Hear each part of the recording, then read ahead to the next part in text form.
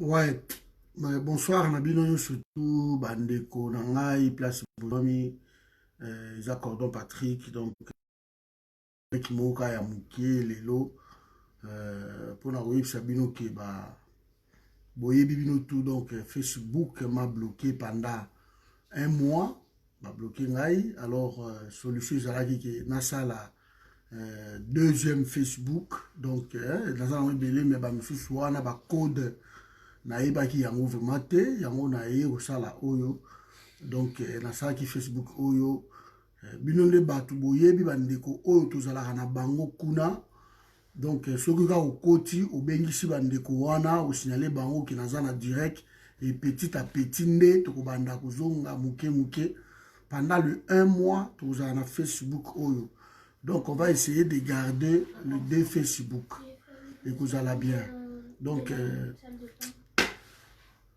vous allez bientôt garder deux Facebook. So bakangi oyo, toko kanga, toko utiliser oyo, so bakangi oyo, toko utiliser oyo. Voilà mes amis, yango wana on a fongola ki yango depuis lobby, la fongola ki Facebook oyo et ok nango je crois ça va pour les ça va aller. Si tout va bien, toko retrouver moi quelques publics kotoyo, vous allez bien avant dans notre Facebook qui est devenu principal.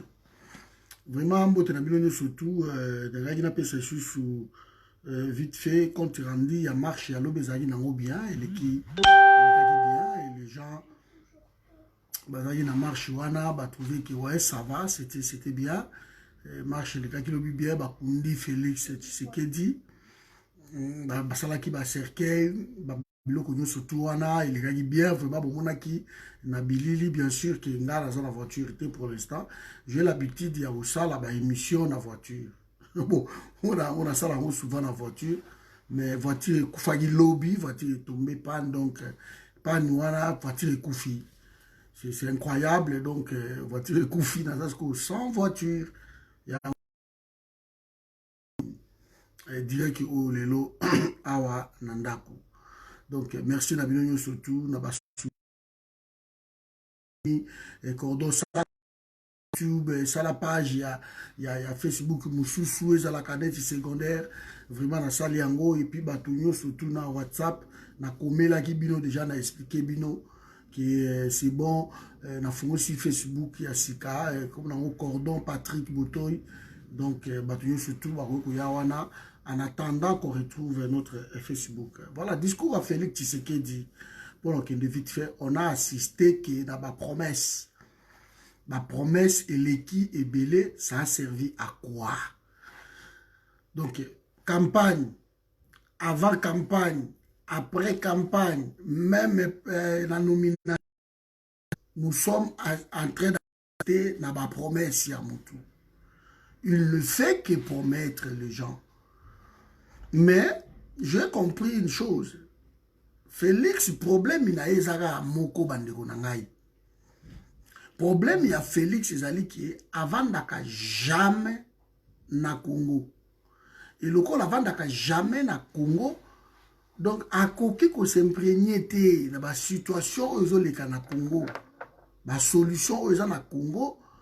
Ba souffrance aux na Congo. Yé, vous allez moi passer. Donc, yango moni, qu'est-ce qu'il peut dire d'autre que de promettre les gens? Double nationalité. Mais ça fait déjà 8 mois. Et aujourd'hui, nous parlons 22 jours que Félix Azawana. Donc, double. Au lieu de vous aurez visa na bino na frontière. Ça aurait été mieux que le baka bon écoutez visa ici pour les Congolais parce que double nationalité c'est la richesse pour notre pays. C'est une richesse pour le pays, les doubles nationalités. Il fallait le faire à Sali Angoté. Alors, l'élection à deux tours, c'est une bonne chose. Mais avec quel CENI? Avec quel cours constitutionnel? Il faut commencer par Babylone comme élémentaire. Avant qu'on attaque que nos constitutions, Vanda et Balola, Assemblée nationale. Et Assemblée nationale, nous surtout wana baza batu ya Kabila. Donc lelo oyo bakoma pe batu ya Félix Assemblée wana. Donc bosa eloko moko te. La CNI jusqu'aujourd'hui n'ont jamais publié bah résultat bureau par bureau. La même CNI continue dans la bêtise na bango. Qu'est-ce que vous allez faire? Bosa eloko moko te. Donc les morts au Congo, ça ne représente plus rien du tout. Bato bazo kufa na Congo est normal. Pour na Félix. Et ça normal. Quoi bon que yo za papa ya ndaku bato bazo kufa yo ke na yo ba feti na Kigali. Ko yambana kana bakagame ko simbana ka ko sekaka. OK na feti kuna. Alors yo ko yo le champion ni koto yo ke non bato ba kufi boy autant avec des promesses bidons. Félix alobi que azongisi sécurité dans quelques villes na Est le phare DC. Je pose des questions, guerre est la publicité ou quoi? La réalité sur place. Place où bazo boma batu mingi bo abandonner yango. Là où on tue. Na Beni, on tue chaque jour. On abandonne Beni, on abandonne Walikale, on abandonne Butembo. Alors, boké ce qu'on a localité où eza kimia. La localité où eza kimia, côté on a des boponi boké, bo ça ma publicité na bino kuna qui awa to récupérer bo. Beni est en train de vivre ma horreur comme d'habitude. Mais au lieu que bo banda bo ba kino biso to zaka na Beni oyo. Mais boké ne la localité où eza chaud. Maman n'a pas bien qui s'abandonne parce que les Facebook ya sika na sala ngoka lelo maman Clémentine donc batu baye bien ngote et beaucoup de gens baza l'habitude na oana ya bisokuna lokola bloqué pendant un mois yango na yeko se retrouver na o na fongoli saki yango lobby. Merci maman Clémentine pour partager des vidéos tu as coupé la séance. Merci beaucoup vraiment pour na elo kosali et donc maman nga Evelyne bossa l'appareil.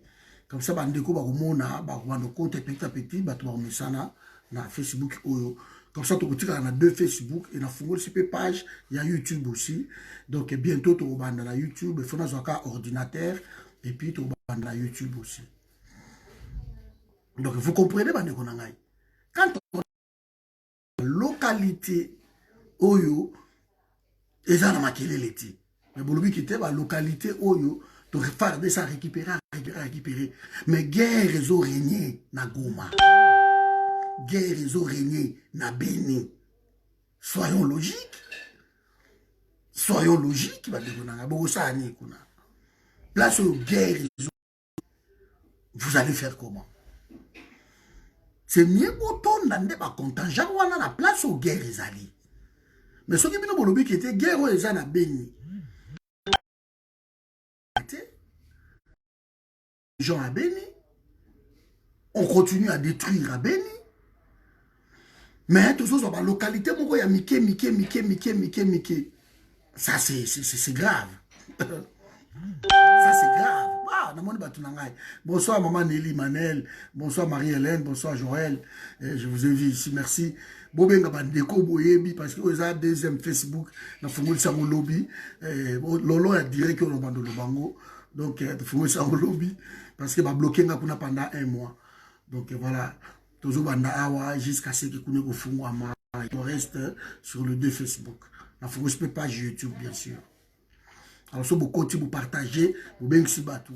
Vous mettez ça là et petit à petit, vous avez là, chaud na vision de tous qui. Alors, quand Félix parle de ça, que les phares DC ont fait un travail formidable, ils ont récupéré quelques localités, tout. C'est bien beau de dire ça. C'est bien beau de dire que non, ils ont récupéré quelques localités. Mais Kenende Nanukuna, côté Bato Bazo Koufa, localité a bien récupéré en mot d'abord Beni, Butembo, ma ville où on est un problème. Alors quand le phare DC, bango na ville wana bazotika baboma bango bato mais bakezwa ville moko bona c'est incroyable. Là on se pose des questions. Alors quand Félix parle encore des problèmes, il y a changement, il y a nini, il y a commandement, il a changé qui est le généraux qui a changé Yekuna? Parce qu'un général, ce qui va changer, ça passe par une ordonnance présidentielle. Tant que nous qui va mourir de Kuna, et c'est là qu'il y a une ordonnance présidentielle. Alors, Félix a changé les généraux, mais na ordonnance nini. Na ordonnance nini. Où est l'ordonnance présidentielle? Où est l'exhibition que non a changé les généraux? Banani va remplacer Bango. Il faut tout dire parce que les Congolais ne sont pas koufa. Alors, ce qui sont éviter que non, général Moïndo, le tueur, le sanguinaire, va remplacer par tel général. Mais toi, tu passes dans la tribune, tu nous cries seulement dessus que non, général tel va changer. Mais va changer où? On change un général par une ordonnance présidentielle. Commandant, il y a Soukola tel, ce qui va changer, beaucoup va changer par une ordonnance présidentielle. Et c'est comme ça qu'on change les choses.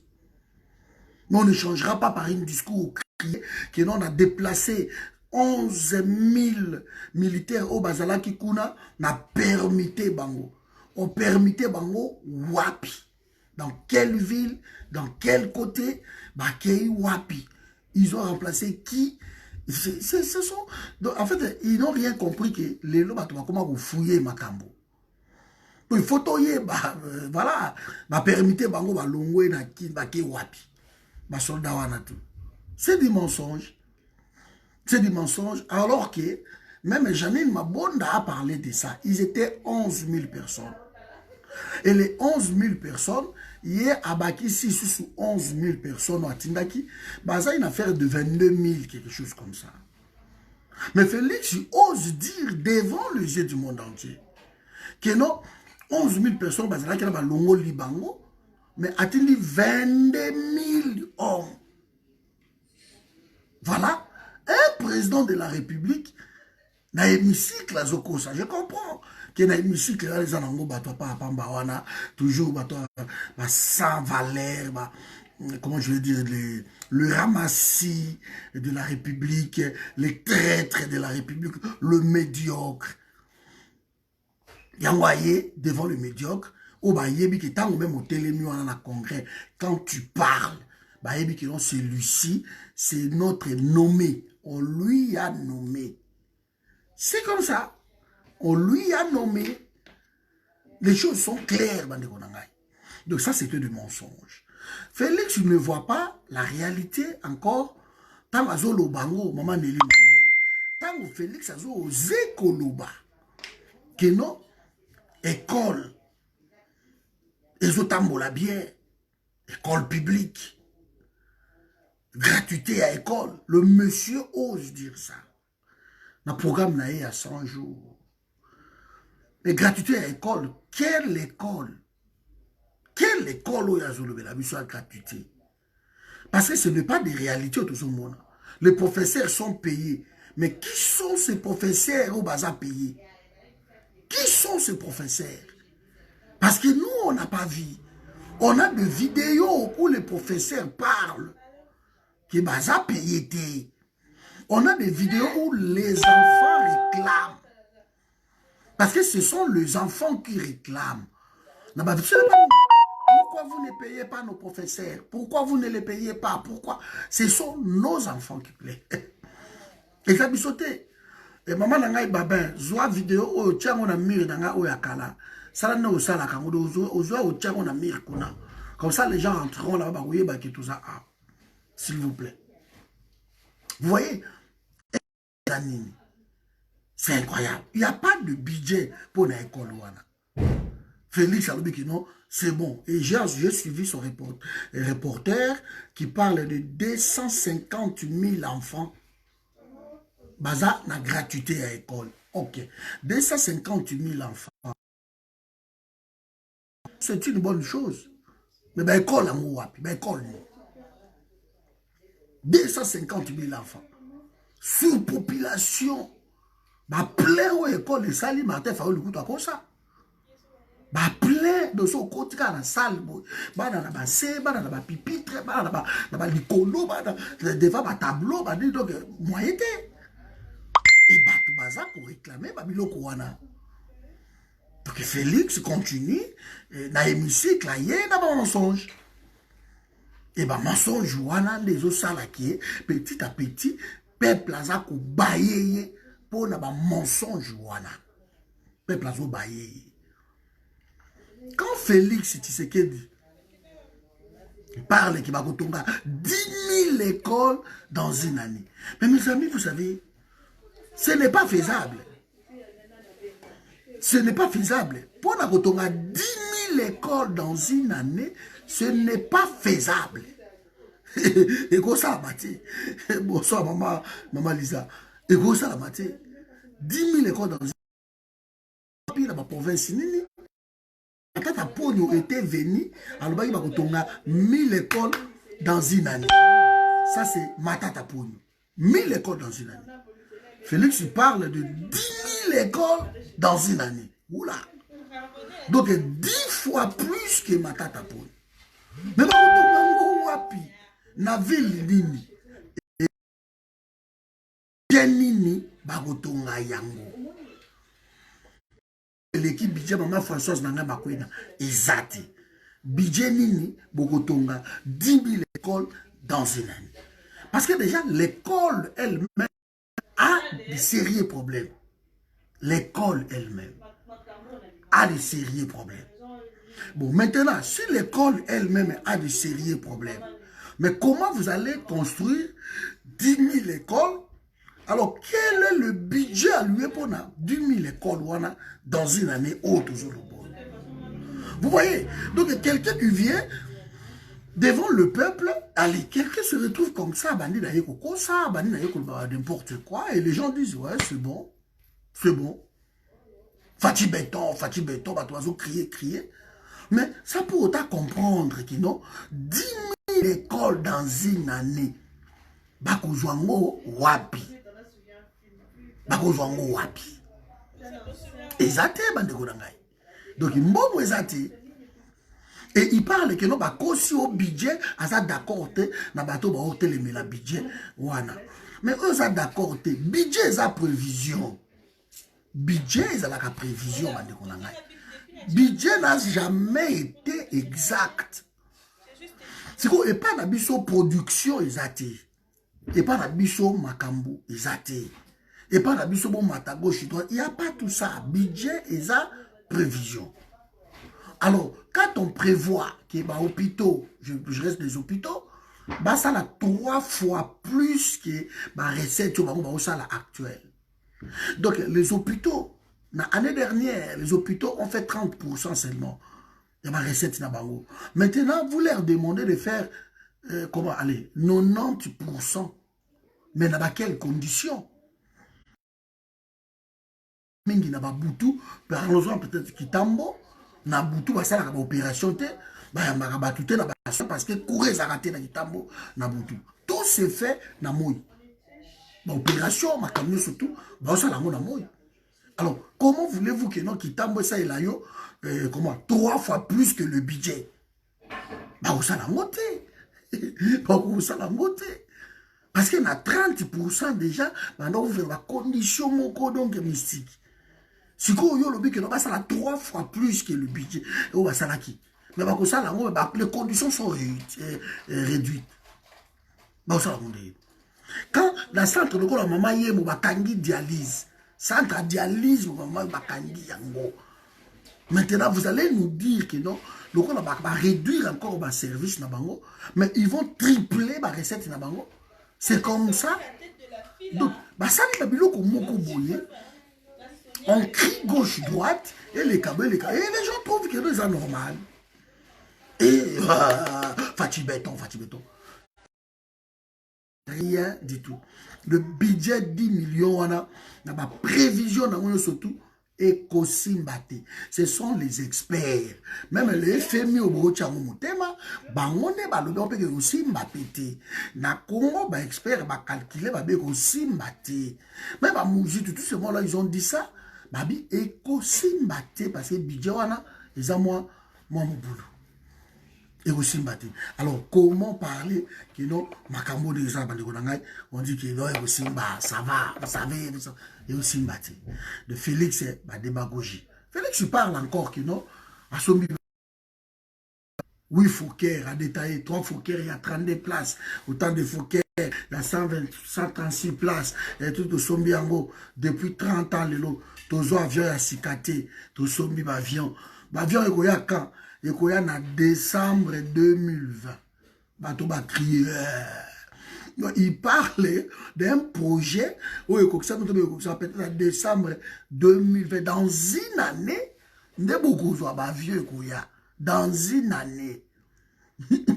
Mais lui, le coup qui est déjà qu'on visité, bah solo à combien de pour la concrétisation. C'est incroyable. Comment niveau il y a irresponsabilité dans la tête du pays. Moi, je me pose des questions. Vous voyez, un projet d'une année, sur les ans en cours, oui. Mais c'est le cas que non, beaucoup sont parce que beaucoup sont mités. Parce que l'avion est arrivé. Si vous avez un avion, c'est déjà l'avion, c'est bon, raison, donc vous avez autant de choses. Soit avion, il y a sombi, il y a foka, ils ont la moitié belé. Pour assembler l'avion, ils ont une année. Pour rassembler, c'est vite fait même. Toulouse, Atindi, Allemagne, Banane, pour rassembler l'avion. Et tant qu'on va Airbus à 380 pour Airlines, ma sombi yango, à cause de 200 appareils. Vous vous rendez compte? 200 appareils. Bah, délai à la une année. Dans une année, dans 2 ans, bah, pour livrer 200 appareils. Les gens travaillent. Bah, pour rassembler l'avion, mais toi, tu viens ici, tu nous parles d'un projet. Et le projet là, tu dis c'est bon. Ça va aller. Soyons logiques. Soyons logiques. Donc, il faut aussi battre. Voilà, mes amis. Donc, ce que moi j'allais dire, c'est ça. Félix ne marchera pas dans ma projet na Yewana. Ce sont des projets bidons. Ce sont des projets vraiment qui ne tiennent même pas debout. Ma projet à Félix. Et si, Mathé,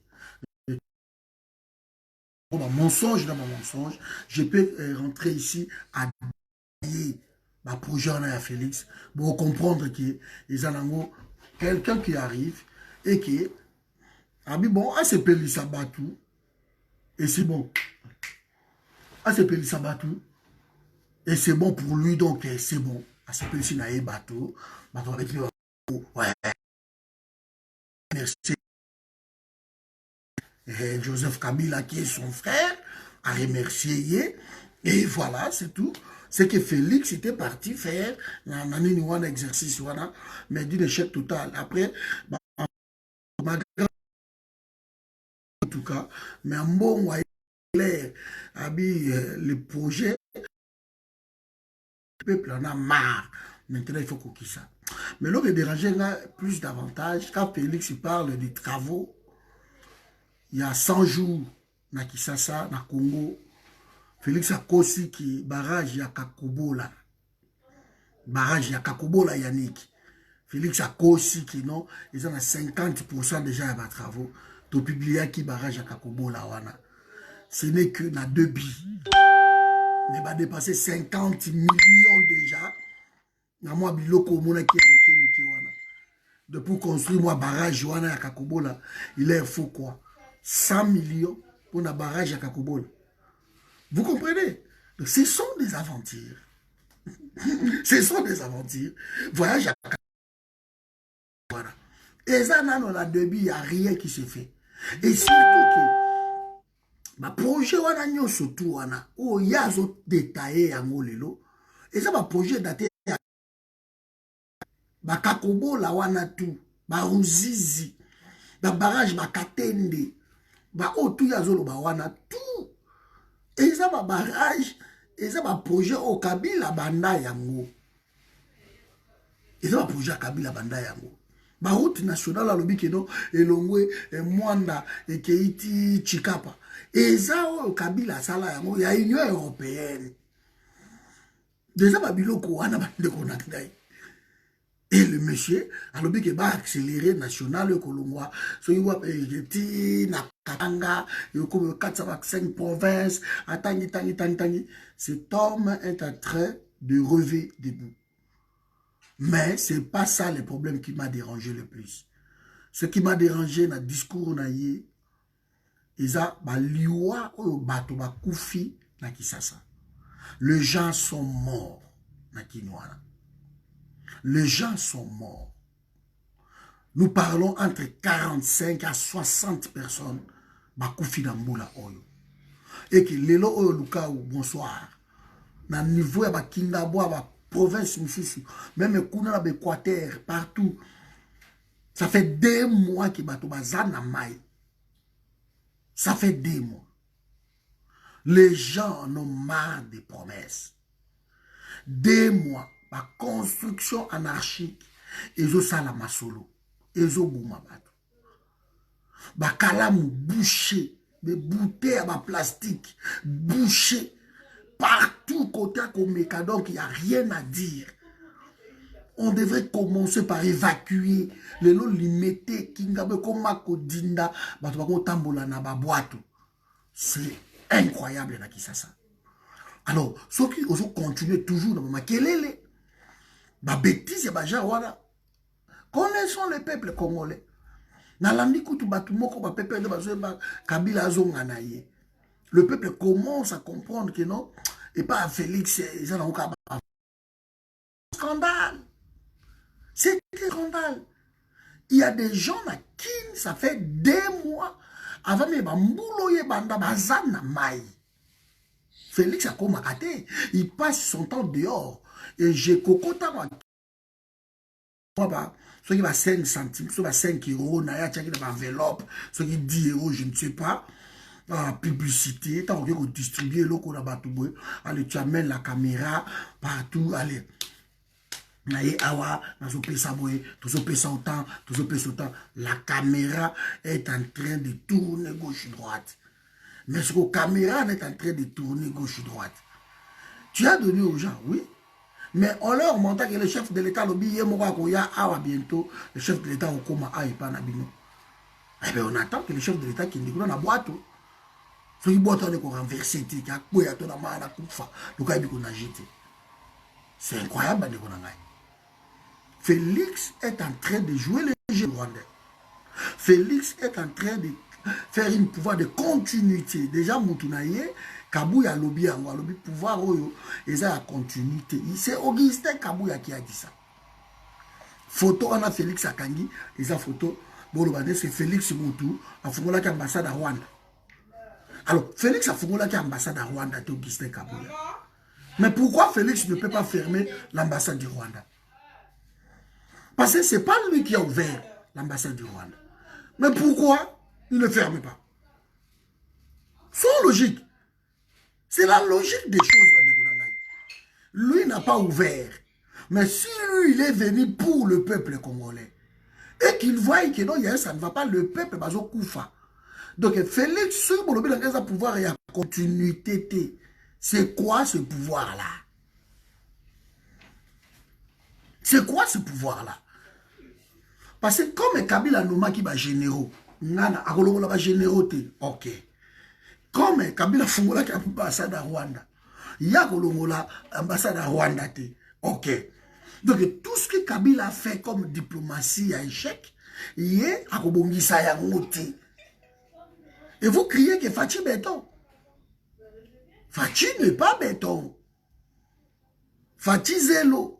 Parce que partout, zélo na zélo. Zélo na zélo na banzela. Donc, il faut comprendre que non. Dans le monde de tout ça, au bande konangai, ba traître de bato ba ça na esprit à kosimba monde.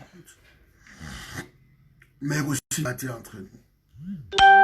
Et aussi Mbati. Donc ça, vraiment, c'était ma réaction à chaud d'essayer de répondre à Félix le Koala. Comme d'habitude, ma femme a commis ne pleo ya sali babilo kana tout. Je vais parler de ça après. Mais ngana lobana nous problème il y a combat na biso. Mikolo so bosali attention te to risquer to kabwana pour rien. To risquer to kabwana.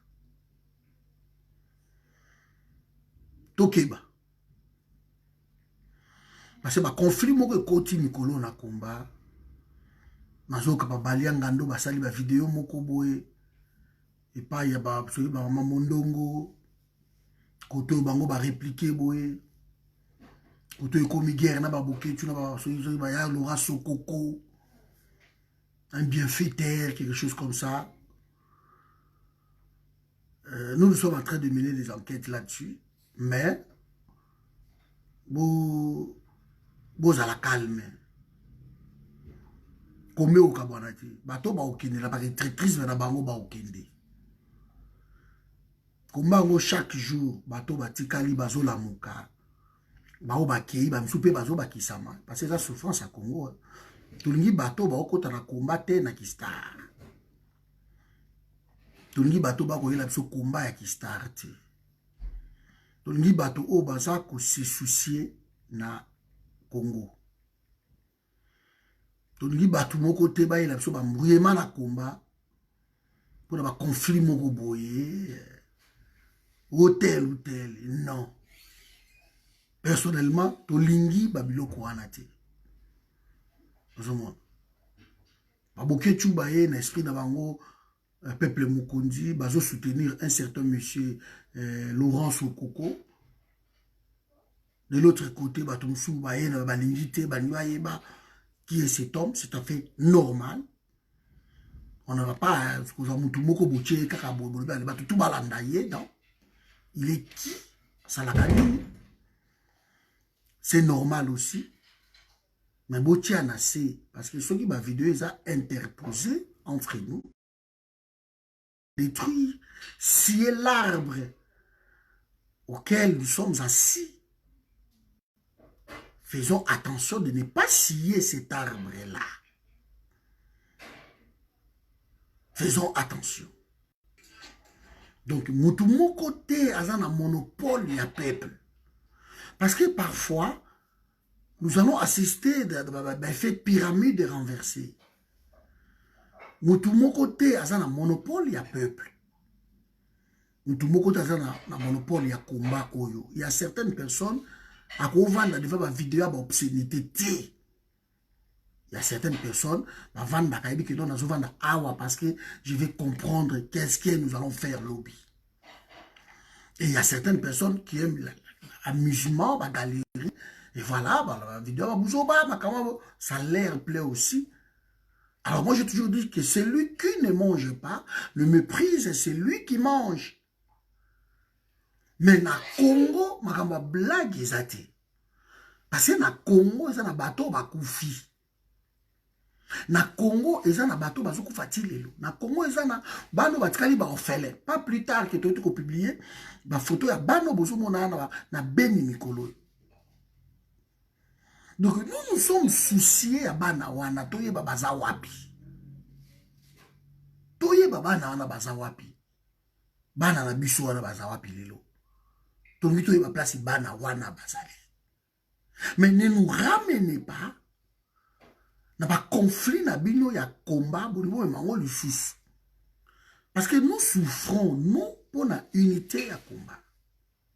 Nous avons toujours que le langage na combat est différent, Christian. Il est très différent. Christian, merci de biso awa. Bobengi Sabato, nous sommes un leader charismatique. Awa, namoni, Maman Lisa, namoni Emery, namoni Bush aussi. Vidéo, Facebook principal. Voilà, donc, apparemment, bah, signaler qui, bah, publication dans l'Aïdé Zalaka, et Facebook, il sans réfléchir, allez, à Bomiango, à bloquer là pour un mois. Il y a un mois, on a quitté dans la vidéo, on a publié, pendant un mois. Alors, on a fait ici, Facebook, on a conseillé, donc, parce qu'on a 2 Facebook.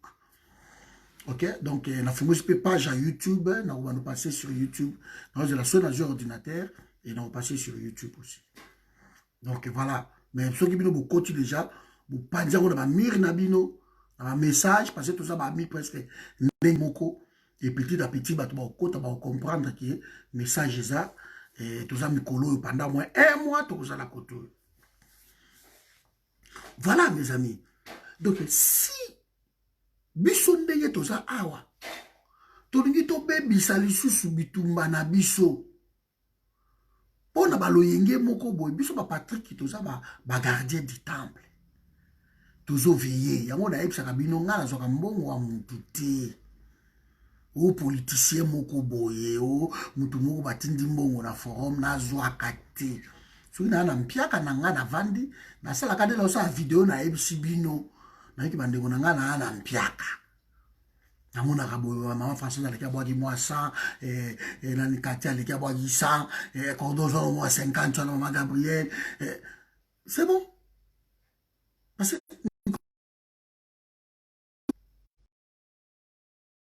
na vente. Moutou kapé koufi. Donc na vente. Mais je ne céderai pas. Qui non, oh, donc kende boye, nako cédé. Non, on a trouvé, oui, on a trouvé adresse. On a trouvé adresse. Alors, le coup là, on a trouvé adresse nanga awa. Parce qu'il y a une sœur aux États-Unis, dans le pays, et cordon. T'as quelque chose aux adresses, tu as aux adresses qui vont radier. Et la minute sur le Babylone, j'ai trouvé l'adresse. Pour moi, ça me suffit. Donc, il y a un million de boétés pour le combat. Nous devons comprendre le danger. Et ça, le langage, il y a comment? Il y a résistant. Et puis, il y a un langage, il y a un homme politique. Dans le banc, on mbala. Ba homme politique, il y a Fayulu, Jean-Pierre Bemba, Mouzitou, tout ce monde-là. Bango, ça a un langage beaucoup de bazo bunda komba na bango. Homme politique. Yo zo bunda wana poto zo bunda partout. Oza na langage na yo ya résistant. Ça eza diplomatique te. Et c'est besoin comprendre ngai. Eza diplomatique te.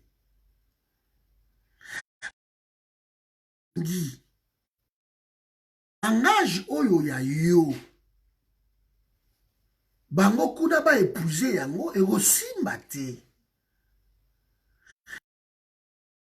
Jamais so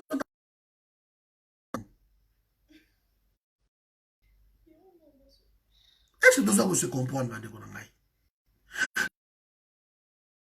Tu veux imposer à tout le monde la chose que toi tu veux.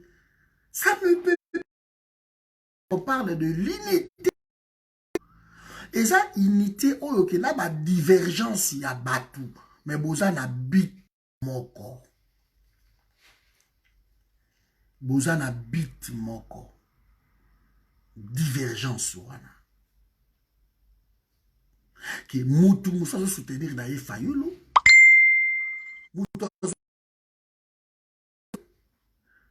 Moutou pas soutenir na Bangote. Mais bino na ndeko na yo wana bozo bunda po Congo ezala libéré. Chacun à sa façon. Chacun a sa méthode na ye. Maminduki pour ba libérer pe Congo le kaba. Les gens aussi qui le soutiennent. Chacun a sa méthode na ye. C'est clair. Mais ce qui dérange dans tout ça, c'est qu'on veut imposer à d'autres le choix. C'est rien du tout. Les gens qui soutenaient PSG, le coup la Babiso, c'est terminé. Le coup la Kagame a payé 10 millions. PSG a Kagame a comme patron à 10 millions. Kagame leur a donné 10 millions d'euros et que le 10 millions wana bako ça la publicité bako lata Rwanda te na mayo mais na ba entraînement na bango ba mayo d'entraînement et puis na ba panneau publicitaire c'est tout. Donc pendant une année. OK? Donc voilà. Oui, yango eleti, je ne sais pas si on se comprend nganayo. Vous avez un langage, il y a failli lutter. Donc, à Kokota, na langage na yote. Bonjour, qui m'a cavalier. On est ensemble. À Kokota, la langage na yote. On peut essayer à Kokota. Alors, toi qui es résistant, combat une résistance. C'est important. Vraiment que, parce que des fois, on se prend rien, quoi. Des fois, les gens se prennent la tête pour rien. Peut-être que vous n'arrivez pas à changer ces gens-là. Vous ne pouvez pas. Alors, qu'est-ce qu'on devait faire? Comme bango bana makambu na bango, politique, politicien, lobby, ok, il reste des politiciens. Et nous, les résistants, ce ne sont pas eux qui nous empêchent de s'organiser. Ce ne sont pas eux. Bango, baza jamais qu'on empêche Bisso de s'organiser. Mais Bisso aussi, toli qu'on s'organiser, toli qu'on s'organiser. Je ne sais pas la direction que vous comprendre. Parce que ne pas se mettre en des prétextes derrière les autres. Non. Moi, je n'ai jamais été d'accord dans ça. Bisso va toujours raisonner même idée. Tout un esprit moko. Mais tous à l'ensemble, non? Tous à l'ensemble. Ok. Faïlou n'a pas envie de prendre le pouvoir. Ok. Mais Faïlou ne t'empêche pas non plus de prendre le pouvoir. Vous voyez? Donc,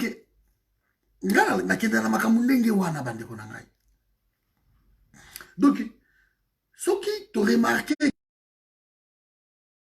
ndekonanga oyo aotambola mabe. Parce que ndekona yo wana za ko empêcher yo te que yo tambola malamu.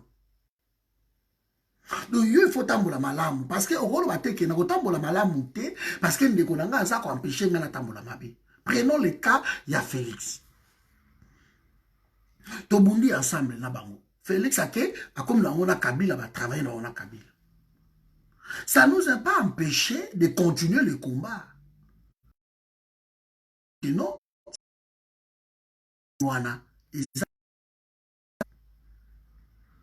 après tu bête le masolo qui bandaki depuis ba Ibiza, les autres va côté tout et qui et les qui gauche droite.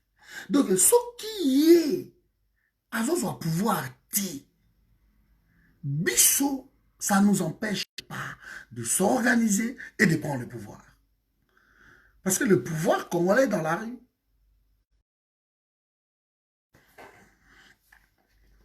Ce qui Félix a empêché Bisso de continuer le combat dans Bisso. L'opposition congolaise ne nous empêche pas non plus de prendre le pouvoir. Mais passer son temps à fustiger, à crier, à dire des conneries, non, tu gaspilles ton énergie. Je mérite que toi, tu aies énergie na Bisso les okende. Lobby, ba maman mi balé lobby. Après ma ndenge moko ya mokete et komaki même ke babunda na Riviera. Vous avez vu le Congo? Parce que maman moko aye wana andu atele ba andu ko fustiger Fayoulou. Et on me soupe à télé ma on fustiger Fayoulou pourquoi? Donc c'est nani mais non ça le bezaki chaud. Bah, on peut départager Bangoti.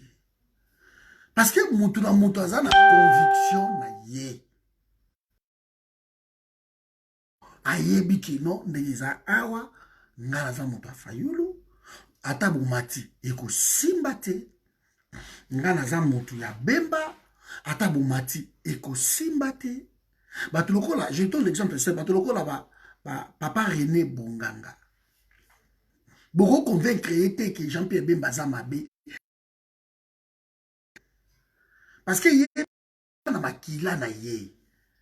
Ça fait tellement des années baza na Bemba. Aza kutu mokonzi ba bembiste. Donc ça y est, yo sala combat mususu ya yo omoni ki ekozala le contraire ya combat. Donc comment otelemi la batute parce que un groupe de gens Mbusa Nyamusa longwe la muka ba kamere ba longwe la muka ba Félix et empêcha ki la muka teke continue. Donc oh nyo salobi ka longwe na yepe la muka ako yepe la muka ki mais e ko empêcher la muka teke continue. La muka ezana ba milliers de Congolais. Alors ceux qui bino boza centaines, 50, même 20 000, même 1 million, blobi ke bolingi la choix. Mais beaucoup se rendre compte aussi que ta mususu 20 millions balingi la muka. Ce que bino beaucoup bomana pourquoi? Bango bazo solo na bango kuna lingi bango te to s'organiser awa pour te libérer Mokawana. Mais le comble, c'est quoi? On critique là-bas, mais on s'organise. Donc, nous ne voulons pas aussi s'organiser pour prendre le pouvoir là. Alors, à quoi bon à quoi bon? Donc, je suis toujours en train de dire que combat est au Kabwanate pour Nabatu. Tout le monde ne peut pas. Merci. Combat est au Kabwanate pour la groupe Mouya Batu Moko Boye. Combat est au Kabwanate. Reste les combats. Mais chacun a sa masolo nae. Combat est une famille. Maman boti bana nae. Bana ngotu ou aza compliqué azali ou aza wana malamu azali ou aza azali. Mais batala jamais kubenga na mwana boyo za bokete. Il reste à la famille. Mais une famille, peut-être il y a aussi des familles récomposées. Mais reste la famille. Opposition d'Abisso, c'est comme une famille récomposée. Il y a trop de problèmes. Mais quand vous aimez quelque chose, vous restez là. Voilà Bandekonangaï. Donc, il y a un conflit au Ezoya Sikoyo. Parce que je m'ai toujours posé des questions. Sans preuve, au tchèque caméra na yo, ou bandi kolobe la batou, na ba vidéo. Ke mutu boye, asali boye. Nga personnellement, au moment mondongo, achele bato ba poison, bachele bato. Nga personnellement, non. Je ne peux pas donner crédit à Biloko Wana. Je ne peux pas. Parce que Véro, je la connais très bien depuis des années. Nabandi bitumba na monde ya zobunda. Na monde ya ela bitumba na monde comment parce que makamuna. Après bato bako changer. Mais on croire salir kombo ya bato bazana katia combat pour pesa bato moko quelque part force. Ba attaquer bicho, ce n'est pas une bonne façon de voir les choses. Ce n'est pas une bonne façon de voir les choses. Tango syndicat Dokolo Abimaki. Syndicat Dokolo Abimi moto. Syndicat Dokolo. Eza na ba mama moko mibale ba benga nga bazalaka na France na boko tanga ville wana nokita nsubuko yeba. Ba se wana ba tomboka pourquoi ba congolais ba soutenir syndicat Dokolo. Ba ki mibale. moko azaki makangu ya syndicat dokolo parmi basere wana batindelanga bavideo. J'ai vu ce que cet homme est au sein de la faute na poto awa. Donc aujourd'hui une dizaine de filles ba yewana quelque part ça ba pactouze banini j'en ai na tia na clé USB. Papa publié yango na bine aussi mbati na republier yango te. Na bine e ko changer le côté et au boma combat. Oh non, il faut bien n'habiller aussi mbati maman. Na solo là, na faire comprendre ba maman wana. Vengeance na bino et ko kota jamais. Parce que syndicat beta qui musinzo akoma obimana na ndeko nae camarade nae. Vous voyez? Ce qu'on vu méchant wana ya maman wana boabi ya publier tout au créer les problèmes. Alors après sur le cordon publier yango yo peut juste sans réfléchir au tiango baba obimi so misa non. Et ça normalité et bon mi combat. Parce que na combat oyo biso tout ça na ba erreur na biso bandeko na ngai. Toza na ba erreur na biso. Personne ne parfait. Alors, kolinga ke moto se ressembler na yo kokana kaka na yo Claude Mboyo, ce n'est pas normal. Bato boko kana noté. Tu as ta façon de mener les combats où il y a tellement de prolifération de groupes ici. Et chaque groupe a leur façon de mener leurs combats. Maintenant, et là, ils ont bloqué l'unité. Parce que c'est le but de Sangana. Un groupe veut imposer aux gens que ceux qui sont Sangana, et ça, il faut vivre dans Batouboy. Il y a Joseph Fataki. Il faut vivre Ndengoyo. Et aussi, il faut faire des concessions entre nous. Tout ça, il y a des concessions. Tout ça, il y a des côtés. Il y a des pilipili, il y a des mungwa, il y a des kaboy mai, il y a des kaboy. Ce que tout le kabilo, quand on saute tambo la place, moko. Yango, il faut des concessions. Et la concession, c'est de l'humilité. Bon, qui est ici, botali makabo. C'est tout. Donc, alors, ceux qui battent au lobby qui était, pour Nabiso, tout ça est l'autre côté. Ah non, moi je ne suis pas d'accord. Péché à mouké, ça tout comme dans mon sumo. Ceux qui ont dit mouké, bon arrêter à moté, et coco là, et que comme il y a mon aîné. Alors, c'est mieux d'arrêter. Tout les erreurs. Il n'y a pas à différencier. Tout péché est péché. Vous voyez, mes amis. Donc, moi, c'est ma façon de voir les choses. Je trouve que moi, mon pépé mo bandoko tasiko na combat. Mon pépé bandoko.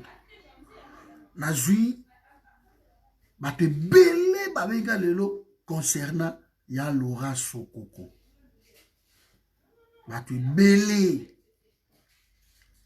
Cordon, c'est pas possible. T'as là. Mais quand on peut vérifier, les gens ont parlé de cet homme. Quand tu as la vidéo, parce que je ne le connais pas. Et un gars, il a accepté Batouté, et au Vandi Bobo, il a un forum et au marché, mais nous sommes en train d'observer qu'il y a quelque chose qui ne va pas. Et là, na ko le kangote na ba vidéo na ko lobela ba boké tu wa bidonel ti. Na ke lokuta na bango to solo là. Et ça normalité que non soki batu tout ba yé. Allez, mbala moko au bana vidéo ba notanga kombo a mutu Laura Sokoko ti na fait à vidéo alors que tous en a besoin à éveil. Tous en a besoin que mutu non. Parce que la sagesse voudrait que Moutou Oyalinga aide Kumba. Bazalaka ba anonymat. Babi makalibandati. Babi makalibandati. Babomba naka kubombana. Et ça la kate qui non vidéo tout. assombeli biso voiture, nous ne sommes pas dans une opération de séduction. Nous sommes dans les combats. Et ceux qui veulent aider les combats tant soit peu, bah, ça sera discret. Ça, c'est la sagesse. Toute révolution dans le monde, il y a des donateurs. Mais ces donateurs restent discrets. Attention, vous comprendre. Alors, à force, il y a brandir Moutou, et les gens se posent des questions. Les gens se posent des questions. Ouais, mais c'est la polémique à Danzen à Paris. Les gens se posent des questions aussi. Alors, si les gens se posent des questions, bah, toi, on a pas besoin d'arrêter à se poser ma question.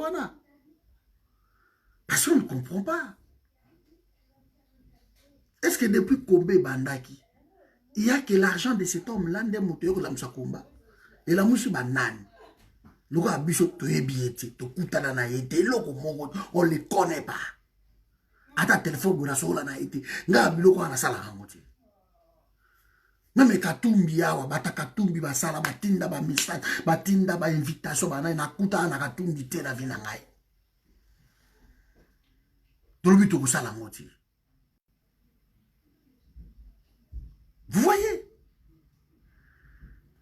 Donc il faut trouver les moyens que c'est likambo toujours qui nango et ko biki sa combat ou beko boma combat de trouver ba moyen d'entente na kati.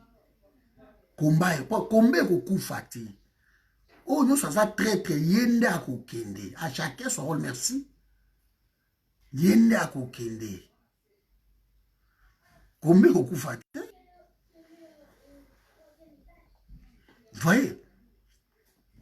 Donc, essayons de continuer à travailler ensemble. Sinon, vous avez un groupe moko ya batu boy, ba ko sa combat na poto. Ba ko sa combattre. Combattre c'est deux personnes to bunda. Mais que la sagesse nous habite, s'il vous plaît. Que la sagesse nous habite. Les gens qui posent des questions, ils ont droit à se poser des questions. Et les gens qui soutiennent les autres, ils ont aussi leur droit. Que celui qui ne mange pas, ne méprise celui qui mange. C'est ça la sagesse. Il faut s'accepter tel qu'on est. Mais, biso na forum, to sanganakana ba traité. Ça, c'est connu de tout le monde. Vous êtes traître, to sanganana yote. Point barre. Donc j'espère que vous comprendre le discours à Félix. Mais je voulais parce que ma questionnement est belé là-dessus. Et tout ça, aussi quelqu'un d'écoute, tout ça qui est belé. Dans un message, sec, eh bien, nous sommes en train aussi de mener des enquêtes et de comprendre que tu vendre awa, tu expliquer qu'ils je crois que tout le monde va comprendre. Tout le monde va comprendre. Bon, Odombo a ça la polémique wana et alingi qui bat tout bas Ngwanda. Malheureusement, dès la lobby maman Clémentine qui est à la Ngwanda. Ezala yo maman Clémentine, ezala ngai, ezala ndeko nyoso Joël, papa na ngai yo lobaki. Biso tout au bunda komba, mais ba méthode ekeseni. J'ai toujours dit ça. Alors, vouloir imposer quelqu'un qui est beau landaka kangwanda, eko simbati. Il n'y a pas plus difficile que l'être humain. Libre. L'imposition n'a jamais été une bonne chose. L'imposition. Tango ba odombo ba kende ki epai ya Ngwanda. Muta imposaka bango azate. Ba endo soutenir Ngwanda. Pourquoi ya kolinga ba eto ba na Ngwanda par imposition? Et simbate. Laissez les gens libres de leurs pensées. laissez les gens libres de comprendre que non, laissez les gens libres. Bato bakota na forum ebele. Balandanga était parce qu'on leur a imposé forum. Moi, je suis le leader du forum. C'est moi qui a créé le forum. Mais, façon na ngai ne sali ke motalobi, ba valeur oyo je me retrouve et pas à Patrick. C'est juste ça. Ce sont des valeurs. Au bozo partagé nango. Que motalobi non, discours oyo, je me retrouve ici. Côté na ko travailler na ba pensée oyo ngai isa awe pa moto. Et c'est clair. Quand vous faites, on ne peut pas faire non plus l'unanimité. Ceux qui disent que non, on a travaillé avec Patrick, parce qu'il est peut-être trop radical, parce qu'il est soutenable, c'est leur droit. Combien de fois, c'est là sur ma vidéo, tu réponds à Patrick, on ne peut pas répondre. Combien de fois? Et au final, donc, on a vraiment besoin, il faut marquer. Donc, c'est incroyable. Les choses doivent continuer. Combat, il faut continuer parce qu'il lui va de la vie des Congolais, de notre terre. Mais ce qui tire l'eau dans minute, on a 19e année il y a combat, c'est qu'on n'a rien compris. C'est qu'on n'a rien compris. Positionnement mokoboy. C'est qu'on n'a rien compris. Parce que quelque chose marché, on veut garder le même recette et on se dit non, il y aurait une autre solution mokoboy, miracle. Et vous comprenez? Donc voilà ce que j'avais à dire ce soir, vraiment. Tous à la kimia, kumbe au kabwanate. Mais tous à la michu, tous au mona, tous au yoka, tous à la formation au izobima, tous yebi, qu'est-ce qui se passe? Mais, continuons le travail, c'est le plus important. Voilà, Martin Faoul, lui, l'on a dit ça. Martin Faoul, la première passage, ça fait presque 2 mois. Europe awa likia le et si les lots faou la zone kin banakin bakeneki massivement bayambié malheureusement dans des discours wanate dans est très fatigué dans la laki dans des discours wanate mais natali ba vidéo ba Lexus légal tout bateau ndakebele. Moi je ne suis pas contre ba foule wana bateau ndakebele. Nos politiciens congolais aiment la foule. Balingango. Bimba, voilà. Guimena, plein. Tel Ranini, plein. Ebouinanini, plein. Ebouinanini, plein. Ils aiment ça. Mais, nous allons plutôt dans moyen de capitaliser la foule. Yango na kumaki mafande makambo plein. Mais nous attendons la suite. Capitaliser la foule. Parce que oh salami lelo na presque 1 année à Félix, je dis presque ce révélateur que malgré tout ça là-bas banini na yo na butu awa na assemblée au sali ba discours na yo, il y a trop de mensonges, trop de démagogie, trop de promesses.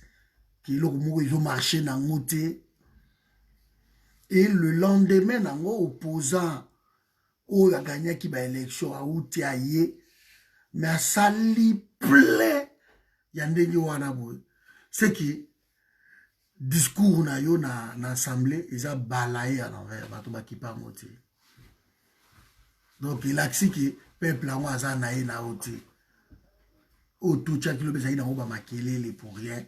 Donc,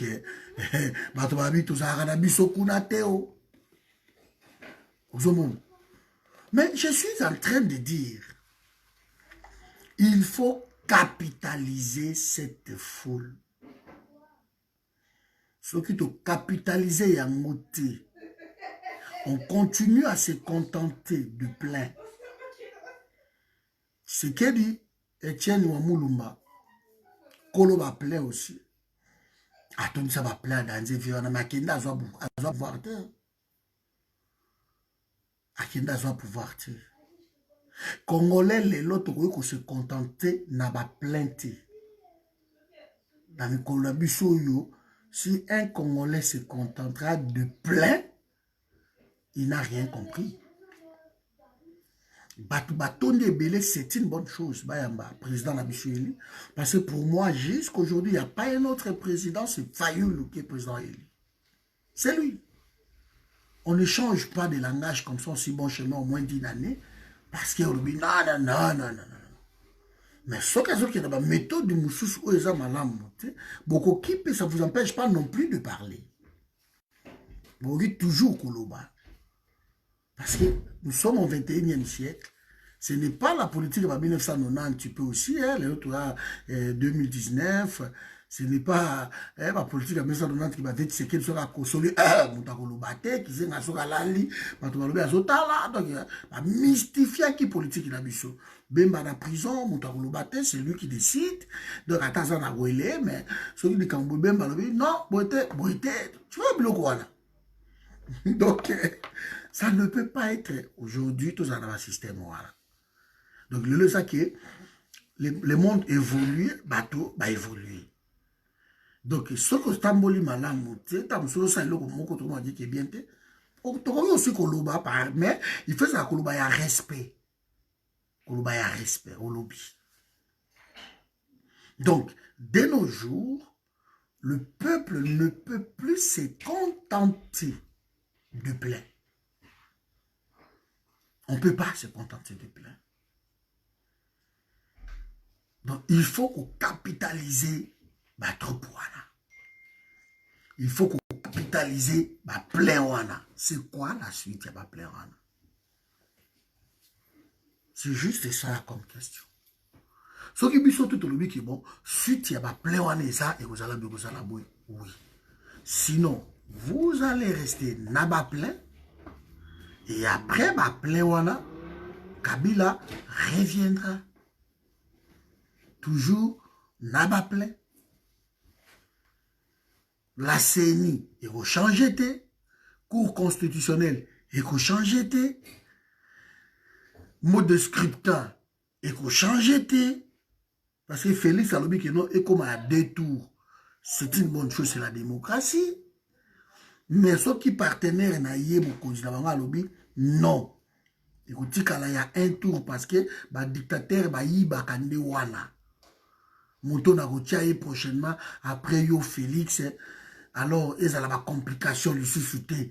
Donc, il va tout rejoindre l'opposant Mokobo et Pseudo-Boy. Kabila peut décider aujourd'hui dans lobby, non. Et aussi Mbate, Bogosani. Vous comprenez, Mandegonangaï? Donc, il faut changer les choses, il faut bouger les lignes radicalement. Mais, la sagesse, na moi, loko mo boya bien. Soki toke nango na loyenge, il faut changer et loko mon côté. Voilà mes amis, donc natiki bino awa.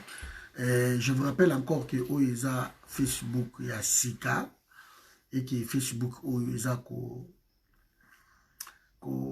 aider, ko ça maramba bien. Ba bloquer ngana wana kuna to bandi awa donc fungula kango ka lobby to bandi awa lelo.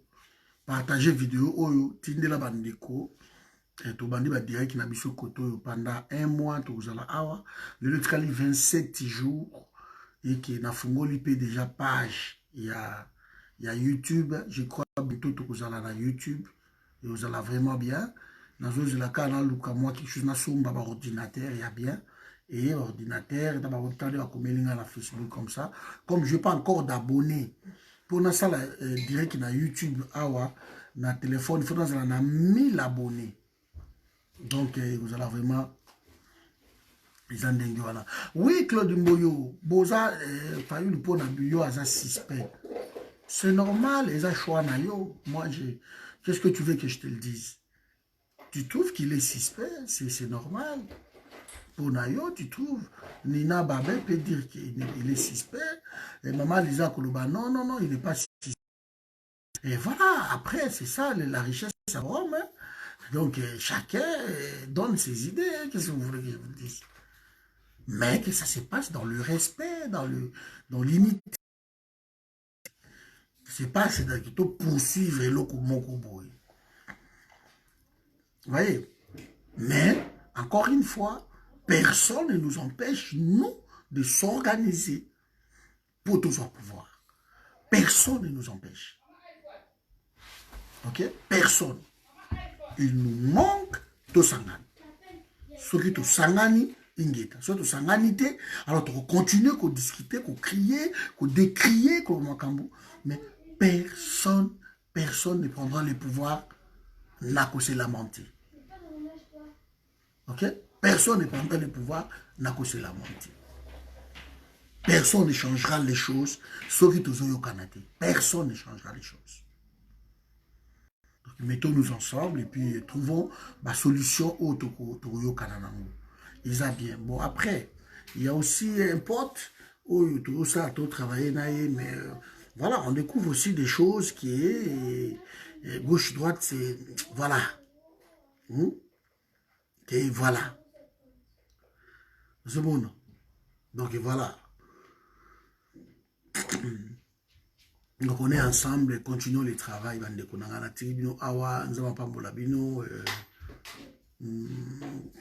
Lobby. Donc, je suis très content de revoir Bino encore. Bon, manka inga mo va jouer l'équipe. Heureusement, ndekona mo rappelle singa bula bi cordon fungol sa deuxième Facebook et tindela bato ba invitation. Ce qu'il faut boye ba que sur la toujours invitation belé ba ko bloquer que na tinda ba invitation belé. Donc il y a un moment quand sous moi 2 3 bazoya bon na peut-être ceux qui messenger a bloqué comment faire encore pour na récupérer messenger pour na bato belé avant bandima ba komeli ngai croya que ba pirater ngai voilà je crois Nina va bien beaucoup manamir nanga bino tout na bo sanza ba message côté kuna que non eza piratité donc on va zo mona ngana latina c'est na micro meeting wana banda ko beta ngo na Beni na rond-point ya Mousse atema na micro bo na beta meeting na kisa na Congo donc nous savons que non eza ngai comme ça ba hésiter te bandima ba demande na sali bango pour mingi bakomi moyen à répondre bango a te pour messenger yango ya awa ya oyo zo sate donc mingi bandima vous a vraiment vous a très bien s'il vous plaît. OK donc bino pe continuer ko benga batu ko expliquer bango enfin ko suggérer bango ngai ou bien bango ko suggérer ngai bango comme ça ba mona qui on est ensemble tout retrouver pour ne pas perdre le feeling na biso tout ça kinango. Voilà, nous n'avons pas pour la vie, nous la bien. Hein, bah, bon dimanche, bon début à semaine. On est ensemble, nous continuons le combat. Donc, ceux qui va bloquer tout ça, la 3e Facebook, tout toujours. Ceux qui va bloquer tout ça, la 4e Facebook, tout toujours. Donc, parce que ils ont placé tout ça, tout ça, le bela, bateau. Nous n'avons pas pour la vie, nous. Donc, bon, ça y est, et puis, tout lobby, ingeta.